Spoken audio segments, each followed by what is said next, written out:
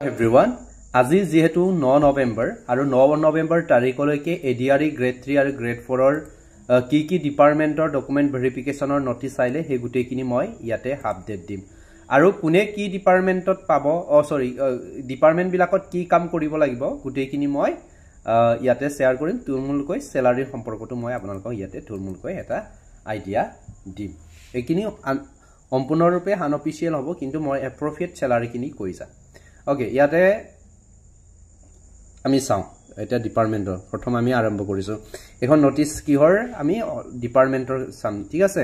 এটো হ'ব environment forest and climate change department এই ডিপাৰ্টমেন্টত যি সকলে সিলেক্টেড হৈছে এলোটেড ডিপাৰ্টমেন্টৰ ৰিজাল্টৰ দিনাকনটো গমেই পাইছে কোনে কি ডিপাৰ্টমেন্টত পাইছে সো একেডকলৰ ফিজিক্যাল ডকুমেন্ট ভেৰিফিকেশন তোমাৰ 14 নৱেম্বৰ তাৰিখে হ'ব সময় আছে 10 বজাৰ পৰা তোমাৰ বিয়লি 3 বজালৈকে আৰু কোড যাব লাগিব ভেৰিফিকেশন কৰিবৰ কাৰণে Assam forest school Jalukbari Guwahati okay এই এড্ৰেছটোত যাব লাগিব ইয়াতে ডকুমেন্টছ কিনি কি লাগিব ইয়াতে সেলফ এটেচৰ কথা কোৱা আছে ঠিক আছে সেলফ এটেচ মানে আপোনালোকে ডকুমেন্টছ কিনি জেৰক্স কৰিব নিজৰ যিমান কিনি এডুকেশনাল কোৱালিফিকেশনৰ ডকুমেন্টছ আছে এইখিনি মানে ইয়াত যিমান কিনি ডকুমেন্টছ মেনশন কৰা আছে নহয় আপোনালোকৰ ডকুমেন্টৰ একেবাৰে তলত এটা সহি মাৰি দিব সিগনেচাৰ কৰিব কিন্তু সিৰি নিলিখিব ঠিক আছে এটা কি ডকুমেন্টছ লাগিব চাই লওঁ copy of online application submitted by the candidate আপোনালোকে যেতিয়া ৰিজাল্টস আউটে যে এপ্লিকেশন নম্বৰ জৰ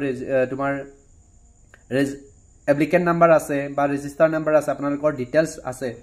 কোনটো ডিপাৰ্টমেন্টত পাইছে বা কেতিয়া এপ্লাই কৰিছিলে এনেকৈ যে এপ্লিকেশন ফৰ্ম এইখন লাগিব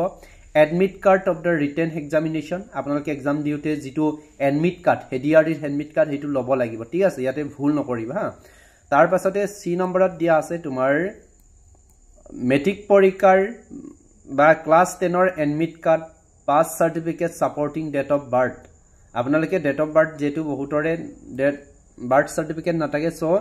মেট্ৰিকৰ admit card টো দিব পাৰিব তাতে ডেট অফ বাৰ্থ লিখা থাকে Next আছে education qualification certificate as per requirement for the post আপোনালোকে যদি grade 3 candidate হয় grade 3 এপ্লাই কৰোতে education qualification কি দিছিলে এই ডকুমেন্টছ কিনি দিব যদি গ্ৰেজুৱেচনৰ দিছিলে গ্ৰেজুৱেচন লৈ যাব যদি grade 4 ৰ দিছিলে তেতিয়া grade 4 ৰ লৈ যাব ঠিক আছে এই ডকুমেন্টছ কিনি লৈ যাব লাগিব কাষ্ট সাৰ্টিফিকেট যে অকল OBC SC STP ST hills টি ট্ৰাইবস ক্যান্ডিডেট হয় একেদকলে কাষ্ট সাৰ্টিফিকেট লৈ যাব লাগিব যি অকল ক্যান্ডিডেটৰ কাষ্ট সাৰ্টিফিকেট আছে ইহতে লৈ যাব লাগিব তাৰ পিছত এক্স সাৰ্ভিসমেন কিনি গমেই পায় তাৰ পিছত EWS ইকোনমিক উইগাৰ সেকশন সাৰ্টিফিকেট যদি আছে হেতু লৈ যাব কম্পিউটাৰ প্ৰফিচিয়েন্সি সাৰ্টিফিকেট যদি কম্পিউটাৰ সাৰ্টিফিকেট আছে লৈ যাব এইখিনি গ্ৰেড 3 ক্যান্ডিডেটৰ সকলৰ কাৰণে হ'ব এটো আমাৰ গ্ৰেড 4 ৰ 10 ষ্টেণ্ডাৰ্ড কিছুমান পাৰ্টিও কম্পিউটাৰ সাৰ্টিফিকেট দিছিলে সো যদি দিছিলে লৈ যাব যদি দিয়া নাই লৈ যাব নালাগে যিকিনি দিছিলে এইকিনি লৈ যাব এমপ্লয়মেন্ট এক্সচেঞ্জ ৰেজিষ্ট্ৰেচন সাৰ্টিফিকেট এইটো অকলে দিবই লাগিব মাস বি হয় আধাৰ কাৰ্ড লৈ যাব ভোটাৰ আইডি পান কাৰ্ড তাৰ পিছতে ডিসেবিলিটি অফ PWD এই গুটেকিনি আপোনালোকে সাৰ্টিফিকেট লৈ যাব আৰু two recent passport size photograph মানে দুখন আপোনালোকৰ হাফ ফটো লৈ যাব লাগিব পাসপোৰ্ট সাইজৰ এইকিনি ডকুমেন্টছ আৰু এইকিনি আপোনালোকে জেৰক্স কৰি লৈ যাব লাগিব সেলফ এটেচ লগ লাগিব আৰু ইয়াতে কৈছে যি সকল ক্যান্ডিডেটে তোমাৰ 14 তাৰিখে ডকুমেন্ট ভেৰিফিকেশন দিনা প্ৰেজেন্ট হ'ব নোৱাৰে জেনুইন ৰিজনৰ কাৰণে দেন তেনে ধৰণৰ ক্যান্ডিডেট অকলে 15 নৱেম্বৰ তাৰিখে কিবা কৰিব পাৰিব তাতে প্ৰেজেন্ট হ'ব পাৰিব ঠিক আছে না আৰু যদি কাৰোবাৰ লিষ্ট বিলাক চাবলৈ ইয়াতে forest.assam.gov.in এই ওয়েবসাইটত আপোনালোকে চেক কৰি ল'ব পাৰিব Next notice দিয়া আছে director of এইটো বহুতে উদি আছিল এনলুম টেক্সটাইল আসাম এই ডিপাৰ্টমেন্টত যি সকলে পোষ্টিং হৈছে একেদকলৰ কাইলৈ আছে ঠিক আছে ভেৰিফিকেশনৰ ডেট কাইলৈ আছে 10 নৱেম্বৰ তাৰিখে আছে আৰু এটা ভেনু কোড দিয়া আছে conference hall of the director of handloom and textiles Assam এই গুটেকিনি ইয়াতে দিয়া আছে ডকুমেন্টছ কিনি সেম থাকিব ওকে ইয়াতে ডকুমেন্টছ কি লৈ যাব লাগিব গুটেকিনি লিখা আছে কিনি চাই লব আৰু সেম ইয়াতো দিয়া আছে ইয়াত কি দিয়া আছে যি সকলে 10 তাৰিখে প্ৰেজেন্ট হ'ব নোৱাৰে তেতিয়ালে এইটো 11 তাৰিখে একেদকলে পুনৰ ভেৰিফিকেশনৰ কাৰণে যাব পাৰিব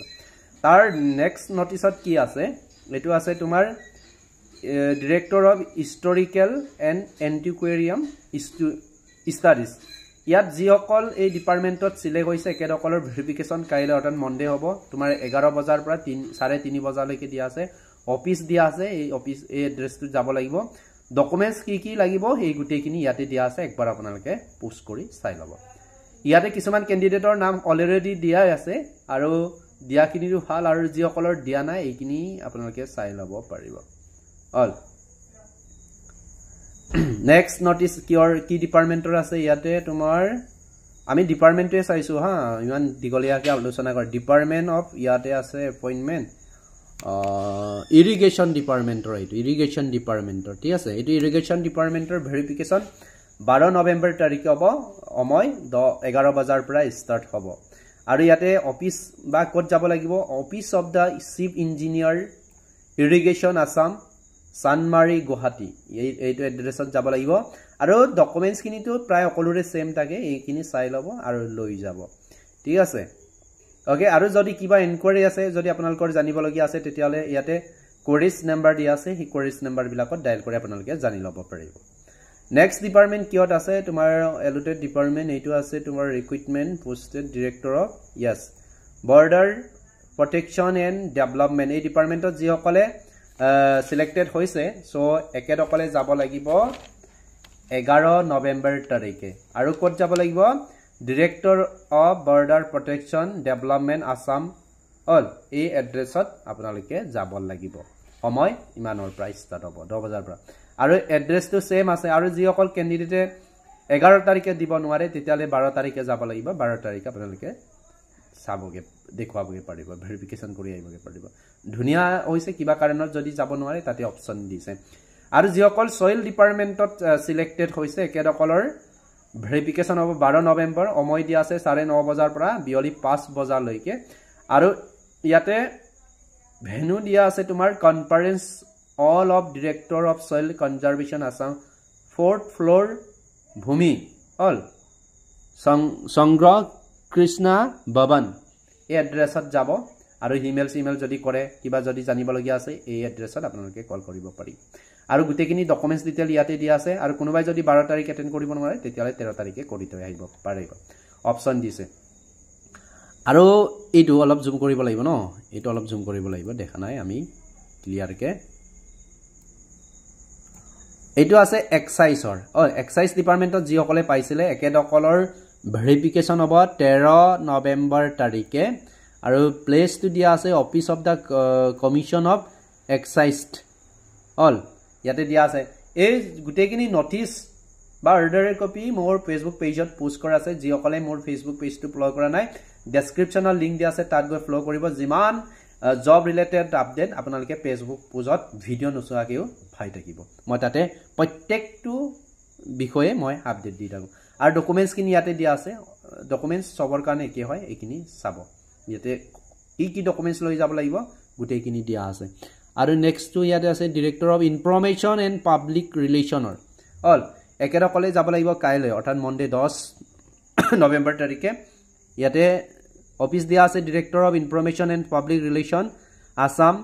লাষ্ট গেট দিছপুৰ গুৱাহাটী এড্ৰেছত যাব লাগিব ওকে ইয়াতে কিছুমান ক্যান্ডিডেট আছে candidate selected under PWD category এই গুটেখিনিকে ইনক্লুড কৰা আছে ওকে ইয়াতে ডকুমেন্টছটো সেম এইখিনি চাই ল'ব আৰু যদি 10 তাৰিখে যাব নোৱাৰে তেতিয়া 11 তাৰিখেও কৰি আহিব পাৰিব নেক্সট নটিচ কিহৰ ওপৰত কি ডিপাৰ্টমেন্টৰ হয় ওকে চাও এটো আছে তোমাৰ welfare of minority and development department ঠিক আছে স্যালাৰি বিষয়টো মই ক'ব পাহৰিয়ে গৈছো ওকে গ্ৰেড 3 কিনিটো কি আৰু গ্ৰেড 4 ৰ কিনি 24 অলমোস্ট 24600 মান পাব আৰু গ্ৰেড 3 কিছুমানে 28000 পাব কিছুমানে 30000 পাব কিছুমানে 32000 পাব কিছুমানে 34 পাব অল ম্যাক্সিমাম তো কিমান হ'ব 34 হ'ব আৰু মিনিমাম আমাৰ গ্ৰেড 3 কিনি 28 আৰু গ্ৰেড 4 ৰ কিনি তোমাৰ 24 প্লাস পাবা কাটকুট কৰি ইমান কিনে কলো এটো কিমান ডেট 11 নৱেম্বৰত যাব লাগিব ঠিক আছে 11 নৱেম্বৰ গুটেইখিনি আপডেট কি ডিপাৰ্টমেন্টৰ আইলে গুটেইখিনি ঠিক তেনেকৈ ইয়াতে আছে ইয়াতে যাব নোৱাৰিলে 13 তাৰিখে কৰি থৈ আহিব পাৰিব নেক্সট ডিপাৰ্টমেন্টৰ কিয়ত আহিলে এটো টি ট্ৰাইবছ এণ্ড আদিবাসী ওয়েলফেয়াৰ ডিপাৰ্টমেন্ট যিসকল সেই ডিপাৰ্টমেণ্টত সিলেক্টেড হৈছে 11 নৱেম্বৰত যাব লাগিব অফিস কোড দিয়া আছে তোমাৰ director of T tribes and আদিবাসী ওয়েলফেয়াৰ আসাম